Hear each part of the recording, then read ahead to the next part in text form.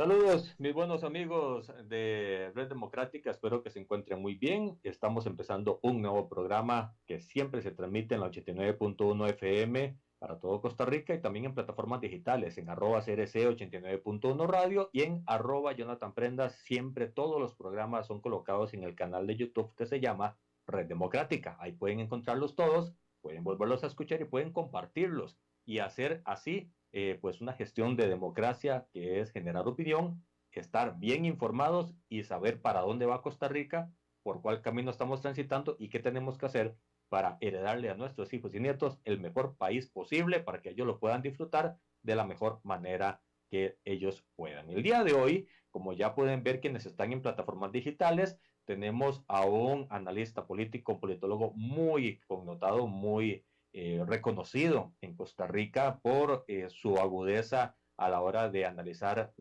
lo que está pasando en el país. Se trata de Claudio Alpizar. A los que estamos en FM también, pues ya avisarles que el programa de hoy, don Claudio Alpizar nos va a estar acompañando para analizar el estilo de gobierno que está implantando Rodrigo Chávez Robles, el actual presidente de la República, cómo es que está gobernando, cómo está haciendo la comunicación política, las decisiones, cómo las está gestando, en fin, cómo está el gobierno de la República. Ese es el tema del día de hoy. Don Claudio, bienvenido. Usted sabe que esta es su casa.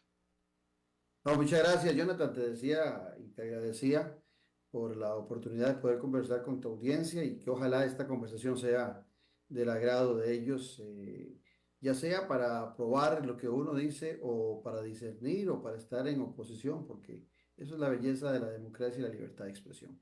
Y eso es lo que no tenemos que dejar perder, Claudio, y vos lo tenés muy claro. Indistintamente si estamos del mismo lado de la línea, tenemos Correcto. siempre que tener la tolerancia y el respeto de escucharnos para poder mejorar. Claudio, cuando hablamos del estilo de gobierno presidencial, el estilo presidencial, tenemos una gran gama para poder ver opciones y ver estilos. Dicen los expresidentes que todos tienen su forma de gobernar, unos más democrática, otros no tanto, unos más comunicativos, unos no tanto, unos más de trabajo en equipo, unos más solitarios. ¿Cómo podés identificar el estilo de gobierno del actual mandatario? Es un poquillo complicado el tratar de definir un estilo determinado en el presidente Rodrigo Chávez, porque no tiene una estabilidad emocional, no tiene una estabilidad del discurso, no usa datos fríos y duros para defender sus posiciones. Y eso pues nos hace caer en un espacio donde una vez se siente que el presidente no se da cuenta que hace 2 años y medio ganó las elecciones y que Uh -huh. todavía pareciera que está en campaña electoral, Así es. que ya está solo, que para qué se preocupa tanto por la popularidad si ya no está compitiendo con nadie, ya es presidente de la República. Y es ahí donde uno entra a cuestionarse ese estilo confrontativo que tiene el presidente de la República. El presidente es tan confrontativo que yo he llegado a decir que es como un calamar. Los calamares, cuando están en peligro en el mar, cuando van a ser atacados por alguna u otra especie marítima, lo que hacen es tirar una tinta negra y ensucian Uh el -huh. mar, lo oscurecen. Entonces ahí logran defenderse y ahí logran escapar.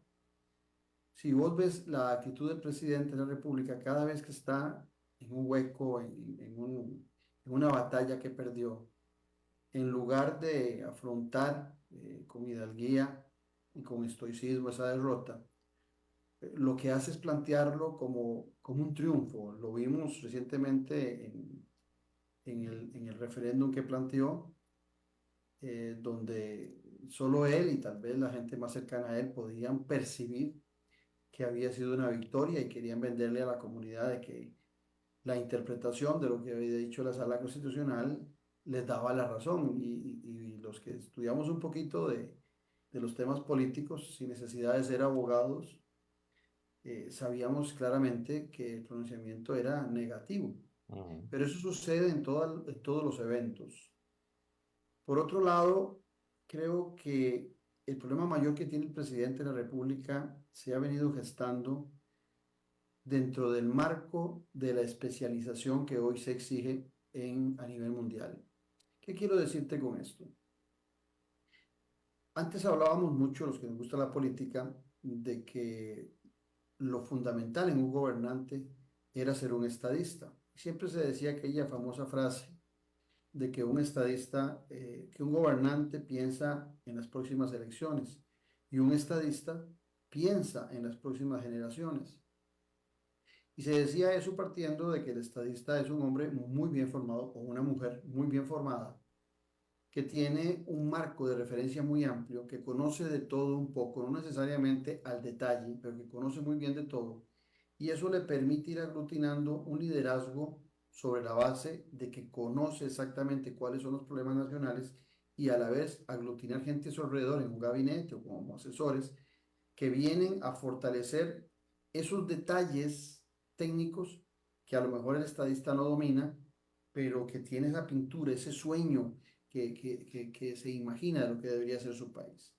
Pero estamos en una época donde es la especialización lo que domina.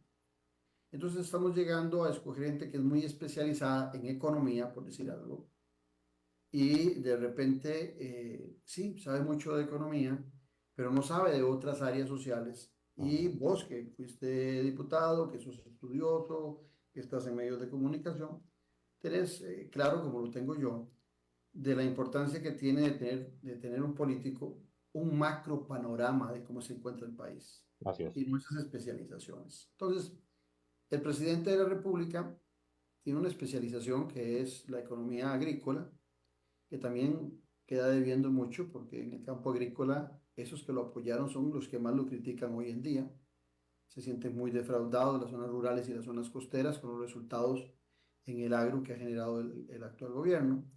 Pero el presidente no es un presidente de acciones y de logros, es un presidente de un discurso que le ha dado muy buenos resultados para la popularidad. Yo no digo que no, presidente que se mantiene en un 50% de aprecio ciudadano después de haber pasado 2 años y medio, pues algo bien ha tenido que hacer en la comunicación o por lo menos ha logrado hacer un clic con un sector de la población que se encuentra muy disgusto y que está muy enchufado con él, más que todo por lo que dice que por lo que hace. Ujú. Es un presidente de mucho ruido y de pocas nueces, pero ese ruido le está dando muy buenos resultados en una sociedad en donde hoy lo que hay es una molestia muy grande con quienes han pasado por el gobierno, principalmente Jonathan, con los tres partidos que han logrado llegar al Poder Ejecutivo: Liberación Nacional, Acción Ciudadana y la Unidad Social Cristiana. Entonces el presidente siempre tiene en sus conferencias de prensa, en sus entrevistas, siempre tiene algún detallito para sacar a relucir de estos tres partidos que tienen el hígado inflamado de muchos ciudadanos. Y Así es. entonces esa popularidad es lo que él explota, pero los resultados, que podríamos verlos más adelante, en ninguna área de las grandes áreas de desarrollo que se requieren en un país, le están dando los resultados que puedan justificar esa popularidad, más allá, ya te digo, de ese discurso de choque, de ese discurso confrontativo, que hay una población que yo he definido como ortodoxa, muy seguidora del presidente Chávez, que aplaude eso a pesar de que no está recibiendo ningún beneficio en la mejora de su vida. Entonces, Claudio, si te comprendo bien, estamos hablando de un estilo presidencial que se escuda en atacar a los demás ante la falta de logros con los cuales pueda lucir por sí solo el camino de la administración. Pues sí, pero la ventaja que tiene es que hay una molestia muy grande Sí. con los últimos gobiernos. En Costa Rica no hay reelección inmediata. Inclusive quien se quiere reelegir en la presidencia tiene que esperar 8 años para después volver a gobierno. De los expresidentes, por ejemplo, Carlos Alvarado no podría volverlo a intentar. Estoy poniendo un supuesto, ¿verdad? Ujú. Luis Guillermo y Laura Chinchilla sí podrían intentarlo, igual que Miguel Ángel, Rafael Ángel, pero ni Carlos Alvarado ni el presidente Chávez podrían intentarlo. Inclusive el presidente Chávez tendría que esperar 8 años. ¿Por qué hago esta reflexión? Porque eso no existe, pero sí existe la posibilidad de la reelección del partido político. Y si analizamos en los últimos 24 años, por las circunstancias que sean, por aprecio a los primeros 4 años o por una circunstancia loca en la elección, como fue en el caso del PAC, Ujú. los últimos partidos, los tres partidos que han gobernado en los últimos 24 años, se han reelecto en el Poder Ejecutivo. Se religió la unidad, primero con Miguel Ángel, después con Abel. Se religió Liberación Nacional, primero con Oscar Arias, después con Laura Chinchilla. Y se religió el PAC con Guillermo Solís y con Carlos Alvarado. Son periodos para poder gestar políticas públicas de largo plazo. No diríamos que no hicieron nada, porque sería una mentira decir que no hicieron nada, pero sí estuvieron esos tres largos periodos de esos tres partidos muy permeados por el tema de la corrupción. Ujú.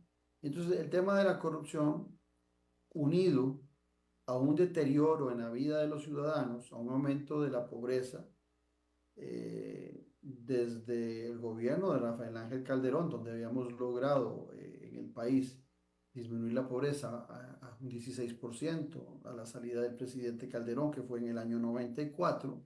Del año 94 en adelante, todos los gobiernos han empezado a subir la pobreza y la pobreza ha llegado a estar sobre el dígito de 20 y ha Así es. superado hasta llegar hasta el 25%. Entonces, esos largos periodos no solamente se han cargado de corrupción, sino también de un aumento de la desigualdad y la pobreza en nuestro país. Entonces tenemos un ciudadano en una gran cantidad que no ha sufrido los beneficios de las decisiones políticas de sus gobiernos.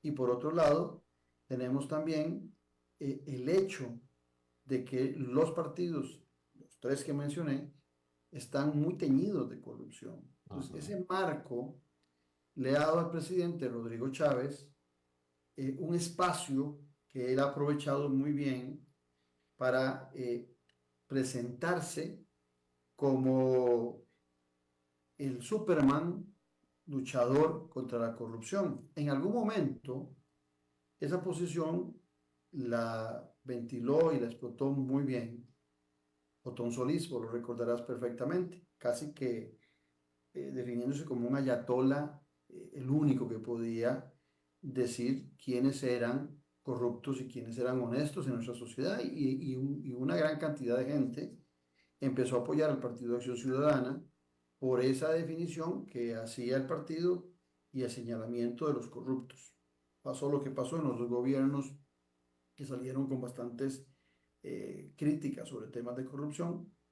Llega la elección del 2022 que enfrenta a un ex candidato de Liberación Nacional muy cuestionado, sea cierto, sea mentira, muchas de las cosas que se dicen, la verdad es que era muy cuestionado, a una persona que era un outsider, que tenía 35 años de no estar en el país, que no conocía los problemas nacionales, no conocía ni Ujú. cómo funcionaba el Estado costarricense. Eso es la verdad y lo recuerdo perfectamente en una entrevista que tuve con él. No conocía el funcionamiento del Estado costarricense y los 2 años y resto en que ha estado gobernando ha demostrado que en ese estilo no se ha preocupado por conocer cómo funciona el Estado. Pero, ve qué interesante, Jonathan, es tal el nivel de molestia del costarricense con los resultados que da la institucionalidad, que el discurso del presidente tratando de atacar y de deteriorar más la imagen de la institucionalidad costarricense, encuentra en ciertos sectores de la población terreno fértil para que la gente aprecie lo que el presidente dice y tiene una ventaja enorme el presidente Rodrigo Chávez. No solamente se enfrentó en la segunda ronda a un candidato que no tenía en el tema de hoja de vida limpia, no tenía los mejores índices para la población, como es el caso de José María Figueres, sino que además, cuando llega a la presidencia, aún con solo 10 diputados al inicio, hoy con 8 cercanos a él, en la acera de enfrente no ha encontrado ninguna figura de un alto reconocimiento, de un alto aprecio que desde la Asamblea Legislativa pueda ser evidenciada como una oposición que se está construyendo de cara a las elecciones del 2026, tratando de evidenciar los problemas que plantea el presidente. Porque, yo termino con esto, el presidente en la Asamblea Legislativa ha encontrado un nicho para culpar absolutamente de todo lo que le corresponde a él ejecutar. Aquí termina el otro tema. Era un mito o es un mito el conocimiento del sistema democrático del costarricense, porque cuando le echan la culpa a la Asamblea Legislativa y a la Corte Suprema de Justicia de responsabilidades que tiene el presidente constitucionalmente y la gente dice, es que no lo dejan gobernar, entonces ahí viene el mito. El costarricense no sabe tampoco cómo funciona su sistema democrático y cómo funciona su institucionalidad. Empiezo por este último punto, coincido perfectamente al 100% con lo que estás diciendo, porque es más que público y notorio que no se conocen las funciones y las responsabilidades de cada poder de la República y se atañen errores o faltas o lentitudes a quien no corresponde. Y ahí es donde empiezan a señalarse y el mismo tema de señalar a los gobiernos anteriores es señalar a los que están alrededor, que no soy yo, para poder establecer pues la repartición de culpas correspondientes. Y eso me lleva a la pregunta de fondo. ¿El presidente es fuerte porque sabe señalar a todos los demás o porque los demás no están haciendo su rol democrático que les toca y lo están dejando jugar solo? Las dos cosas. O sea, el presidente, y esto lo he oído en varios escenarios de análisis, donde la gente dice que el presidente de la República tiene un discurso que no es profundo, que no toca los problemas nacionales, pero que toca el hígado Uh de -huh. los ciudadanos. Ese hígado de los ciudadanos. Yo en son gráfico he dicho que el presidente Chávez no le habla a la mente, a la racionalidad de los ciudadanos, porque no le interesa profundizar Uh y -huh. racionalizar su discurso.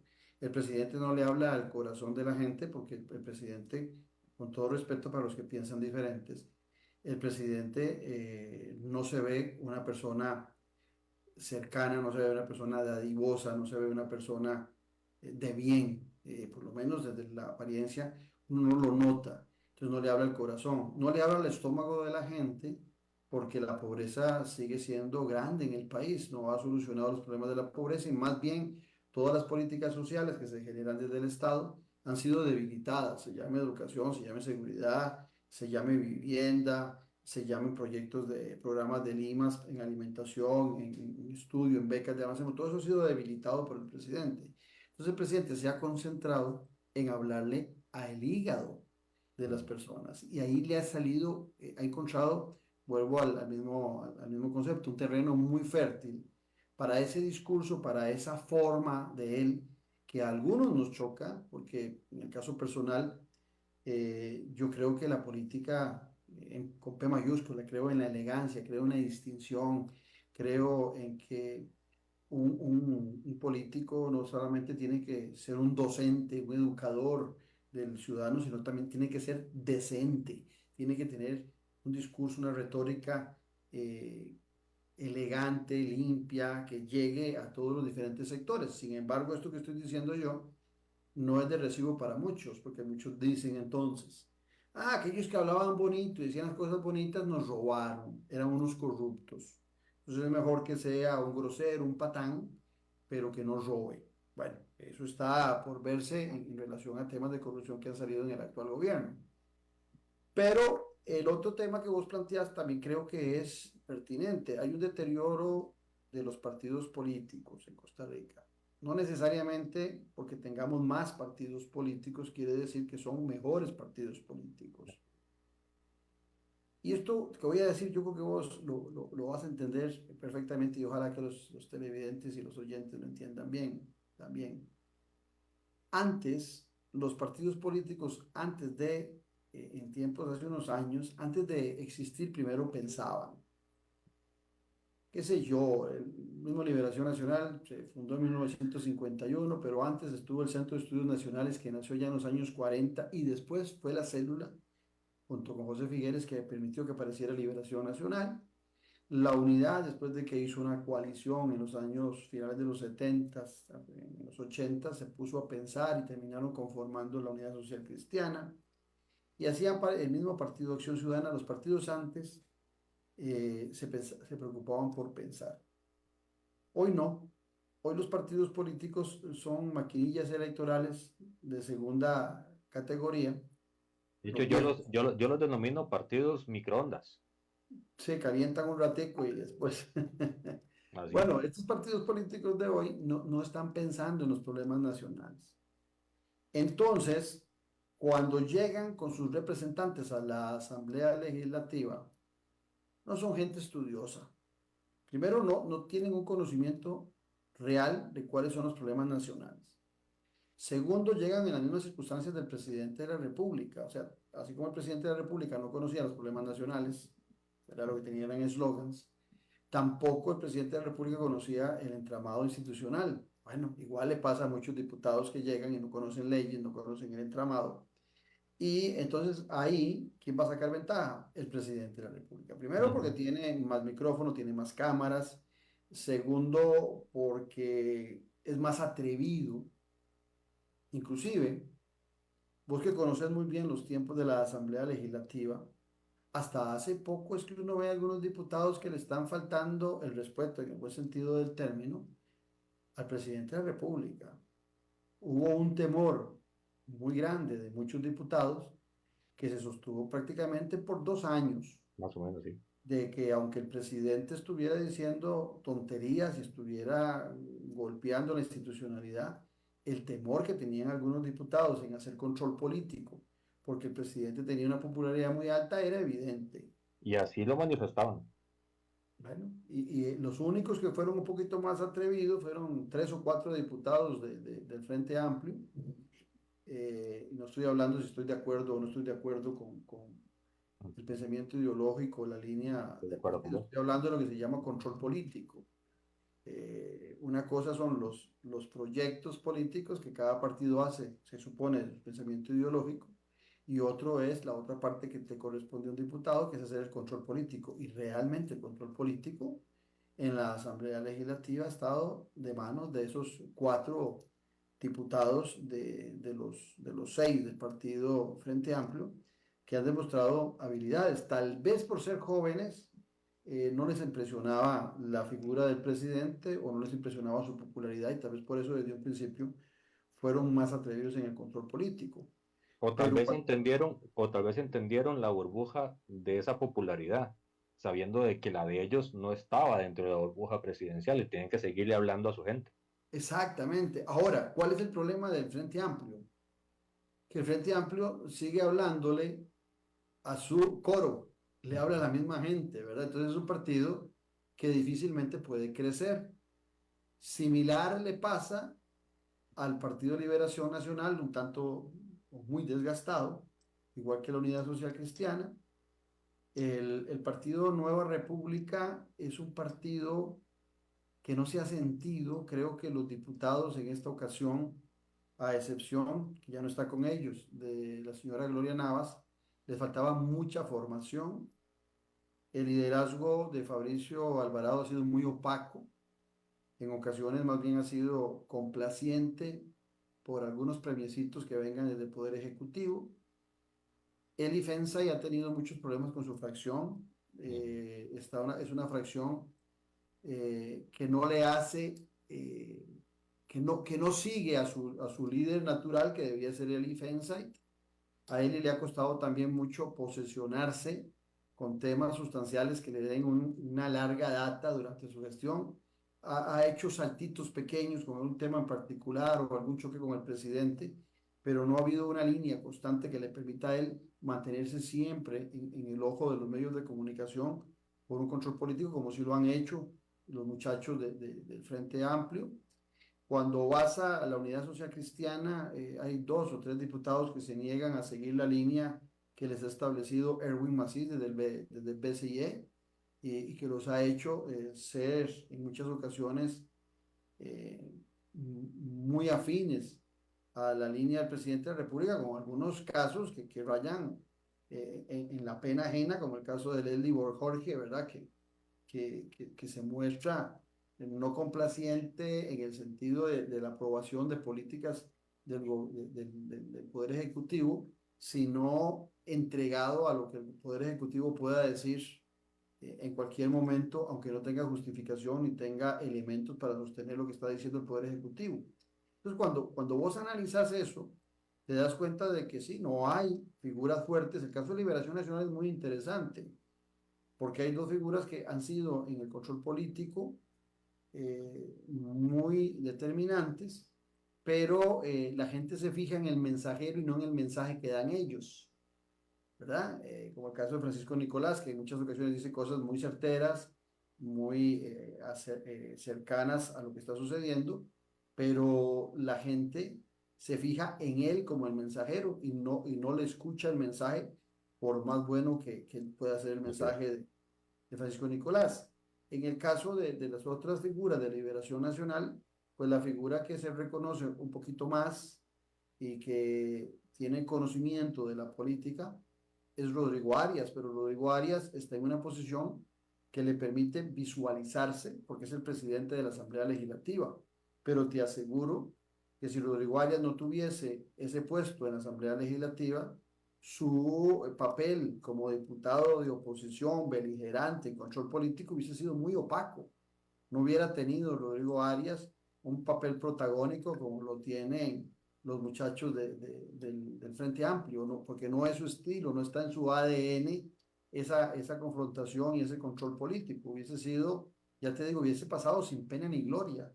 Lo que le ha permitido mantenerse muy vigente y muy en el ojo de la política es su papel como presidente de la Asamblea Legislativa, porque en esa posición Rodrigo Arias siempre se le ha reconocido como un negociador, lo fue como ministro de la presidencia, Así hablando es. con diferentes fracciones, intercambiando con diferentes fracciones, cediendo cuando hay que ceder, inclusive, en honor a la verdad, volviendo al tema del presidente de la República, el presidente de la República, Rodrigo Chávez, ha desperdiciado enormemente ese puente que le pudo haber representado Rodrigo Arias en la Asamblea Legislativa, por varias razones. Primero, su pensamiento ideológico es muy cercano, ¿verdad?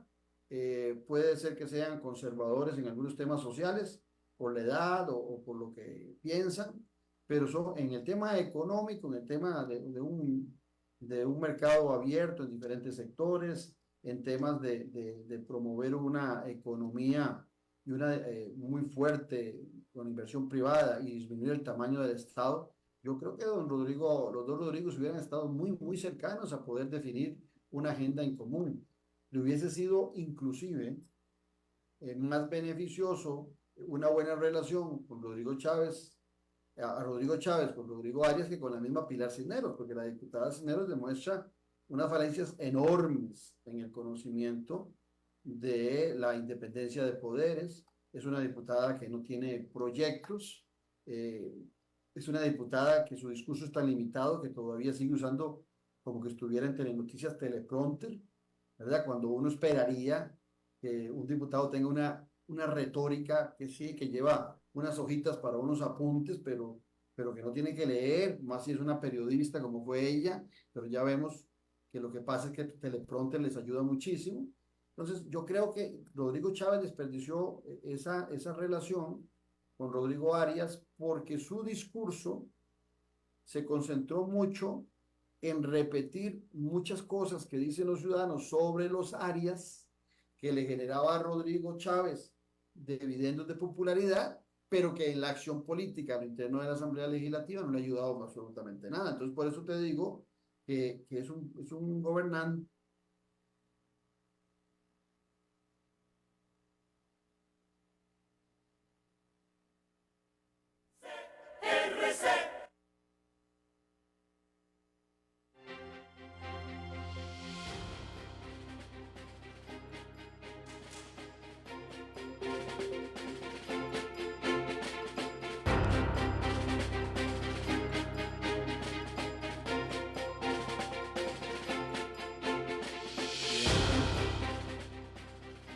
Ya, No sé si entonces, se grabó todo lo que sí, dije. sí. Está, Sí, está, está bien, sí, sí. vos lo editas ahora, lo editas ahí. Dale, dale.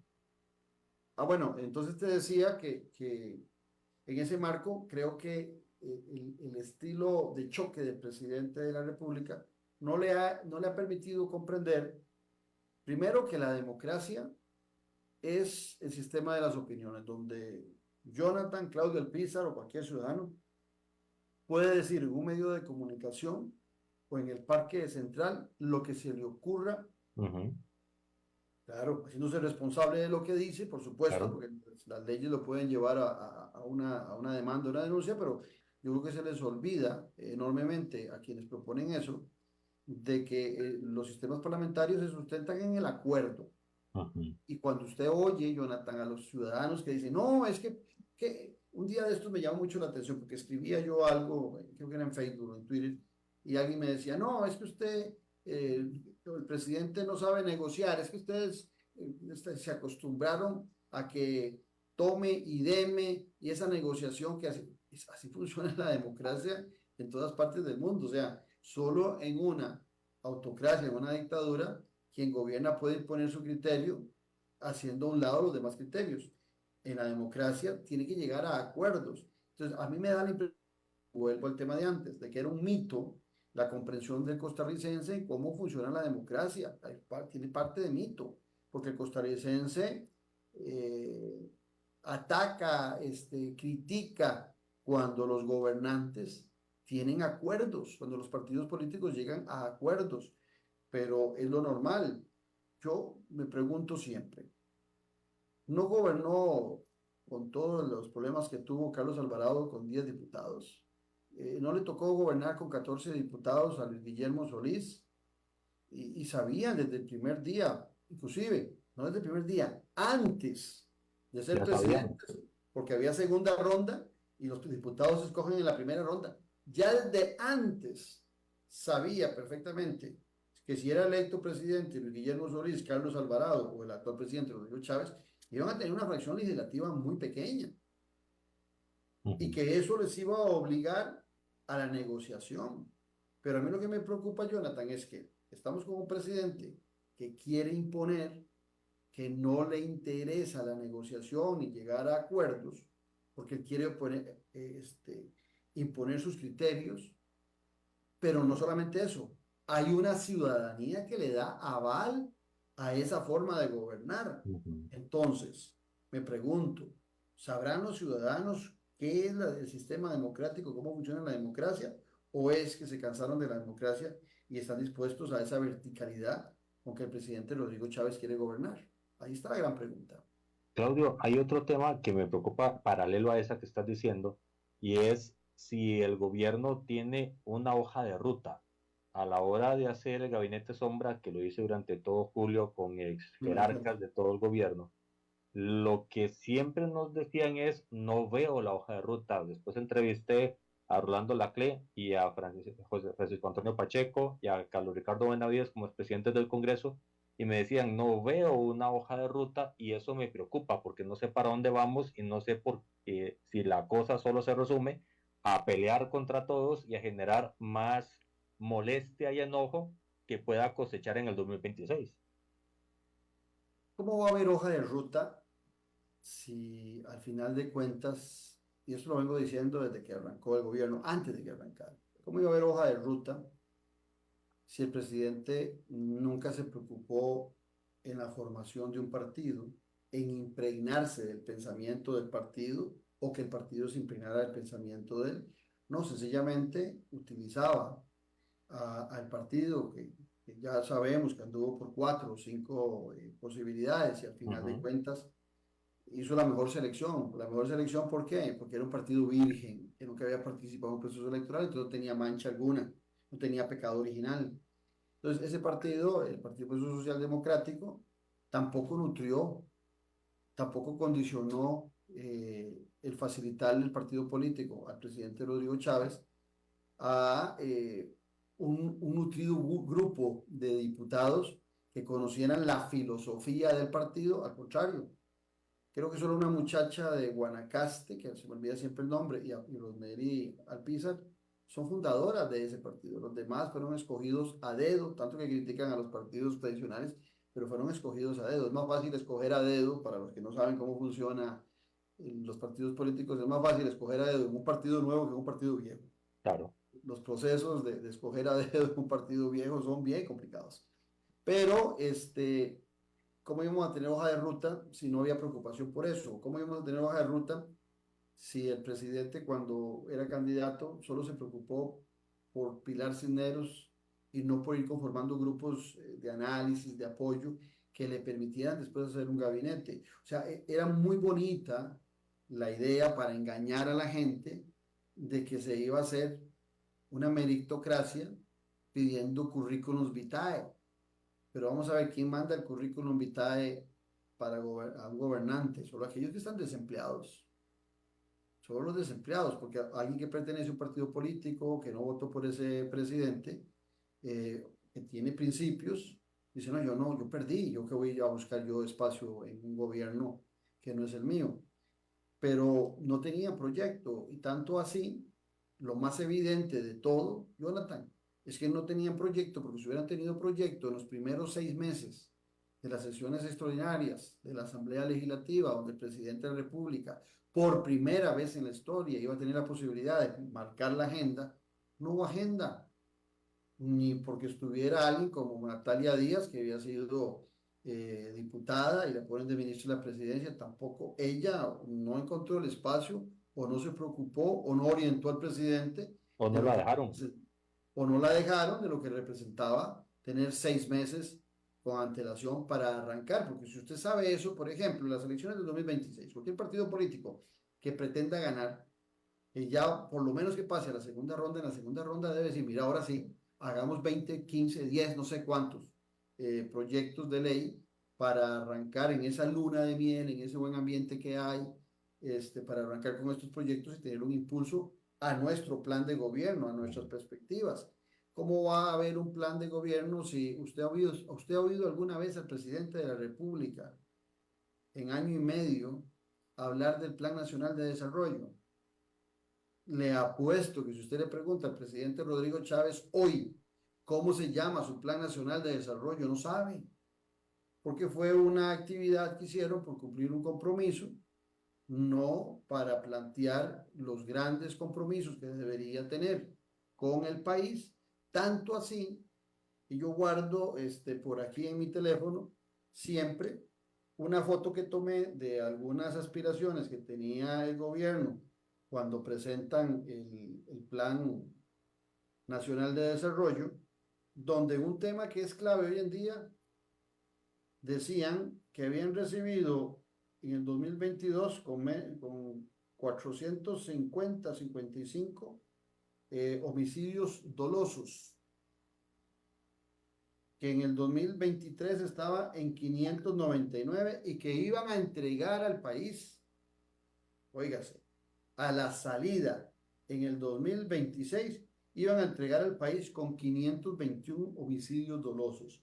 Y solo el año pasado casi llegamos a 1000 y este año andamos parecido. O sea, es para que usted vea lo que se puso. O cuando se pone en ese mismo, estoy hablando del plan de gobierno de Rodrigo Chávez, cuando se dice que las aspiraciones es bajar la pobreza de un 21 a un 19.5, o sea, prácticamente no hay Estadísticamente imperceptible. exactamente. O cuando dicen que pasar la desigualdad que estaba en 0.5, dejarla igual en 0.5. No, no, no, no miento. Son los datos que tengo de esa página que siempre me llamó la atención. Le tomé una foto y voy a guardarla. ¿Por qué? Porque es lo que vos decís. No, no había un plan. El papel aguanta lo que le pongan. Cumplieron con un requisito que es el Plan Nacional de Desarrollo en el Ministerio de Planificación, donde la actual ministra de la Presidencia era ministra de Planificación, Laura Fernández, y estoy seguro que muchas de esas metas han sido ignoradas. Entonces, por eso es que vos ves que las acciones del gobierno son a tontas y a locas, la mayoría, no son coordinadas. De repente, en esta semana, despiden a el presidente ejecutivo de Lina, Molina. porque los programas de bilingüismo no caminan. Bueno, yo pregunto, ¿cómo puede hacer usted? No hay hoja de ruta, no hay un plan de gobierno claro.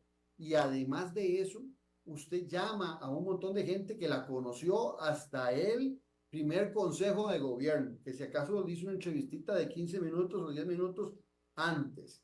No hay de todos esos integrantes del gabinete o de las presidencias ejecutivas y demás, no hay un sentido de pertenencia al Partido Proceso Social Democrático. Les da igual si se llama así o se llama de otro nombre. Nunca hicieron un proyecto en forma conjunta pensando al menos 4 o 5 años antes de llegar al gobierno hacia dónde iban. Bueno, algunos dirán, bueno, el PAC lo hizo y vea el fracaso que fue. Sí, Liberación perdió su rumbo, cierto. La unidad perdió su rumbo, también. Pero porque haya sucedido eso, no quiere decir que entonces ahora es la improvisación lo que tiene que dominar en el diseño de aquellos que pretenden gobernar el país. Claudio, nos quedan cerca de 7 minutos de programa y no me quisiera ir sin hacerte una pregunta directa. ¿Está la democracia de Costa Rica en riesgo por el estilo presidencial, por estar un presidente sin un partido y por tener esa incertidumbre de a futuro? ¿Cómo vamos a hacer? No solo porque pasa atacando a todo el mundo, sino porque no tiene un vehículo por el cual su legado político pueda ser representado. Primero, sí está en riesgo la democracia, pero no es solamente culpa de Rodrigo Chávez, que tiene mucha culpa, porque ha estado denigrando mucho, hablando de una tiranía en democracia o hablando de una dictadura en democracia, la dictadura perfecta, y de repente sale y hace un video y sale con María Corina Machado hablando de las bellezas de la democracia desde un país que le permite a él hablar, vendiendo el país como una democracia, pero al interno lo ataca, lo destruye. eh, lo que las calificadoras a nivel internacional dicen de los riesgos de la libertad de expresión y de prensa en Costa Rica denotan que sí hay riesgo. Pero, Jonathan, el riesgo de la democracia en Costa Rica no empezó con Rodrigo Chávez. El riesgo de la democracia en Costa Rica puede tener unos 15, 20 años, tal vez, en que se viene gestando. Y se viene gestando sobre todo el riesgo de la democracia porque para que el ciudadano costarricense crea en que la democracia es el mejor sistema, tenemos que volver al tiempo donde los resultados que daba la democracia justificaban el aprecio que le teníamos. Los costarricenses, a diferencia de un salvadoreño, no se conforman solamente con el tema de seguridad, exigen dinero para educación, exigen ciertamente seguridad, exigen un sistema de salud profundo, exigen luchar contra la pobreza y contra la desigualdad. En otros países, como no han tenido los beneficios que hemos gozado los costarricenses de muy buenos resultados del sistema democrático, exigen menos y se conforman con poco. Y están dispuestos también a ceder ante un autoritario porque están frustrados. Nosotros estamos en un momento, en un punto de inflexión, y me parece que la democracia nuestra en este gobierno de Rodrigo Chávez, que pudo haber sido antes, pudo haber sido en un gobierno de Juan Diego Castro, ¿verdad? Hace, ¿qué? En 4 o 6 años. 2018. Sí, pudo haber sido también en ese gobierno que también Juan Diego Castro hubiera sido de choque, de golpe a la institucionalidad, de desprecio a la institucionalidad, seguramente con mejores argumentos que los que tiene Rodrigo Chávez, porque conoce muy bien Juan Diego las leyes, la constitución, entonces hubiera tenido un criterio mejor formado que el del presidente Chávez, pero también cuando la gente votó por Juan Diego Castro, era en aquel momento quien encabezaba las encuestas.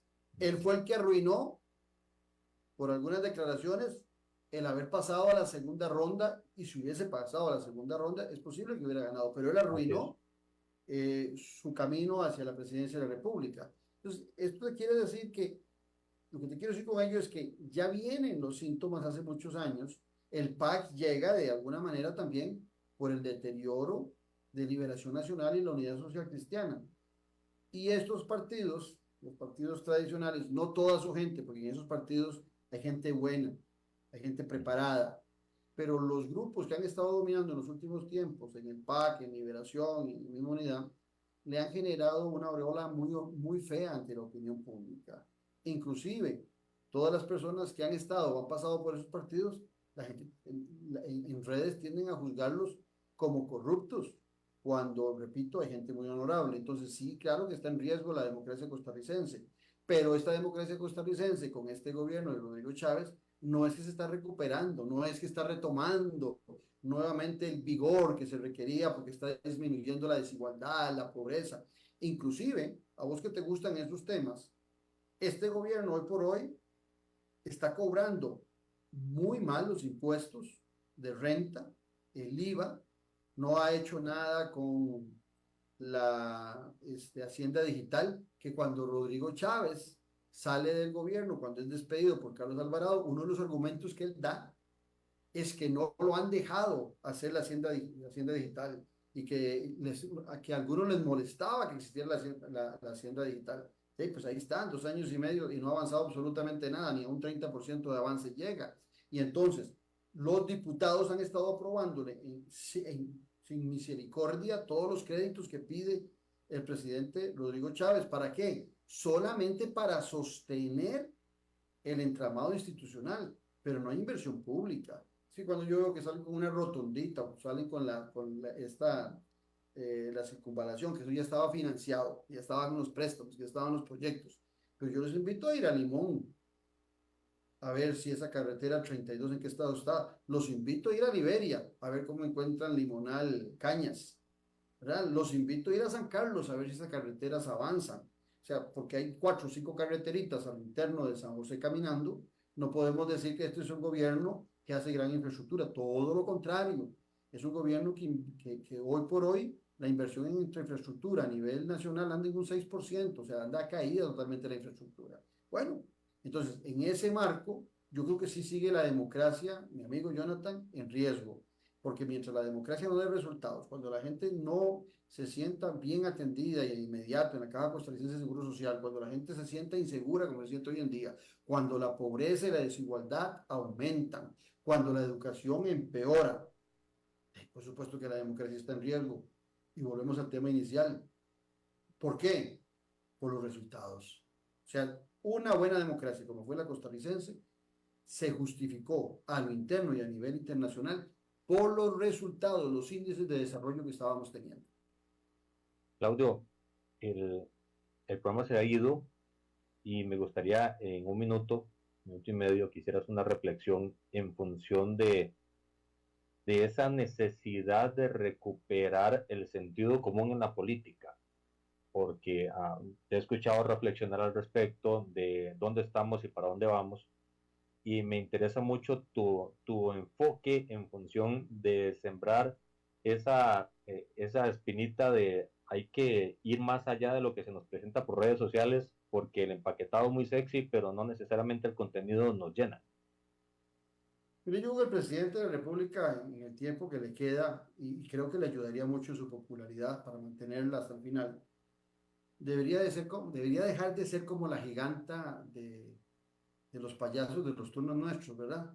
Que dan vueltas y tiran manotazos por todo lado y en circular, no sabe a quién se apiaron, pero alguien se pega de los que están alrededor. Porque el presidente en muchas ocasiones lo vemos como la giganta del turno, ¿verdad? Dando manotazos por todo lado cuando debería estar buscando momentos de conciliación.